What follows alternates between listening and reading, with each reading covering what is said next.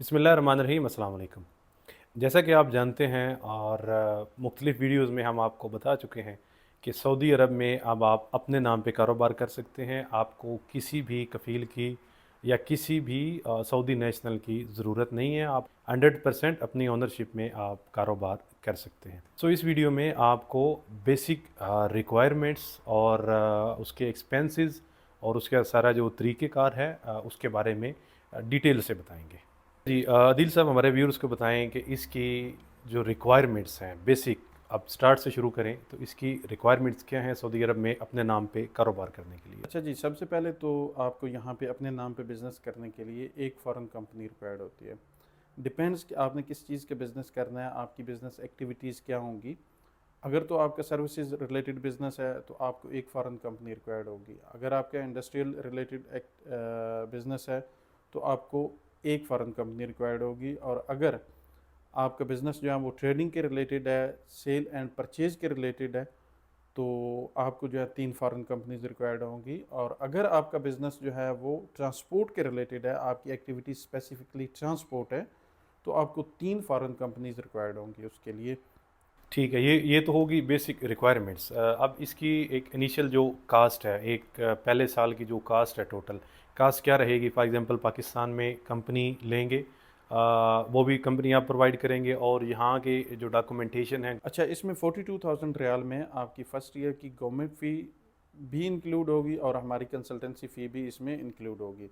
Other than that जो आपकी पाकिस्तान का एक्सपेंस होगा, पाकिस्तान से आप ओमान से, आप यूएई से, आप कहीं से भी कंपनी लेके आते हैं तो उसका सेपरेट एक्सपेंस होगा, लेकिन वो हम आपको अरेंज करके दे सकते हैं। पाकिस्तान से भी अरेंज करके दे सकते हैं, इंडिया से, बांग्लादेश से, बहरीन से, ओमान से, यूएई से हम आपको कंपनीज जो हैं वो अरेंज करके दे सकते हैं।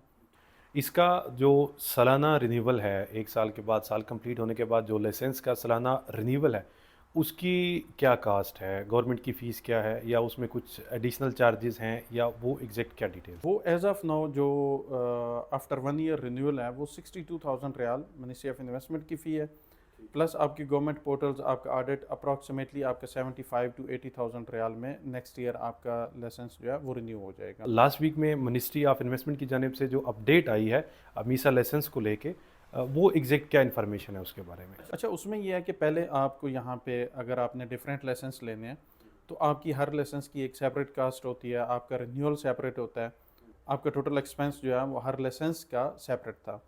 लेकिन अभी जो लेटेस्ट अपडेट है उसके मुताबिक आप कोई भी एक्टिविटी एक ही लाइसेंस में ऐड कर सकते हैं। आपको सिर्फ उसकी रिक्वायरमेंट जो है वो फुलफ़िल करनी है, वो कंप्लीट करनी है। फॉर एग्जांपल आप अगर ट्रेडिंग की एक्टिविटीज़ ऐड कर रहे हैं तो उसके लिए जो 3 कंपनीज़ की रिक्वायरमेंट है आपने वो पूरी करनी है।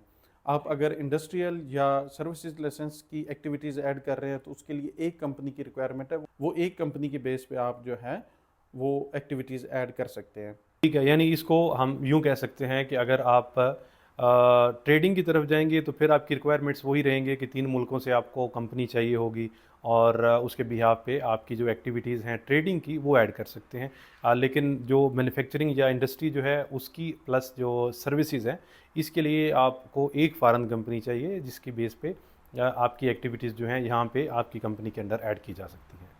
अच्छा, एक और बड़ा कॉमन क्वेश्चन है और बहुत ज़्यादा पूछा जाता है कि ट्रांसपोर्ट का काम, यानी हम लोग ट्रांसपोर्ट का काम करना चाहते हैं, बड़ी गाड़ियाँ जो है या ट्राले या उस तरह का, उसकी एग्जैक्ट क्या रिक्वायरमेंट्स हैं? क्यों अभी जो लॉ चेंज हुआ है या जो एक ही लाइसेंस के अंडर सारी चीज़ें आ रही हैं, सो इसमें क्या इस चीज़ को लेके भी कुछ फ़ायदा होगा?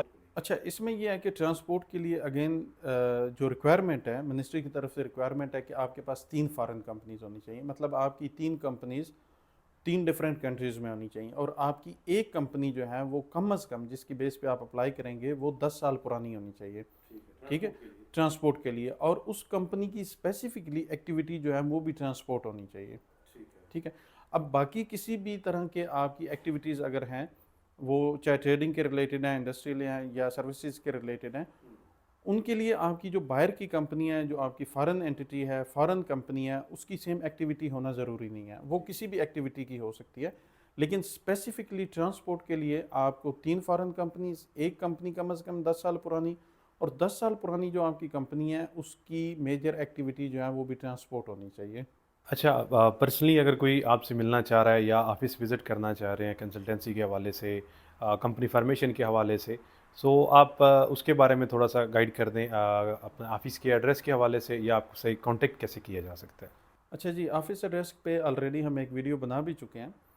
اگر آپ نے پرسنلی ہمارے آفس کو وزٹ کرنا ہے، آپ گوگل پہ لکھیں ایلیٹ کنسلٹنگ کو ریاض، آپ کو آفس کی لوکیشن بھی مل جائے گی، آپ کو وہاں سے ہماری افیشیل ویب سائٹ بھی مل جائے گی، اور باقی جتنے سوشل میڈیا کے اکاؤنٹس ہیں، پلس ہمارا جو افیشیل واٹس ایپ نمبر ہے، وہاں سے آپ کو ساری انفارمیشن مل جائے گی. وہاں سے آپ لوکیشن پہ آ کے تو ہم سے کانٹیکٹ کر سکتے ہیں.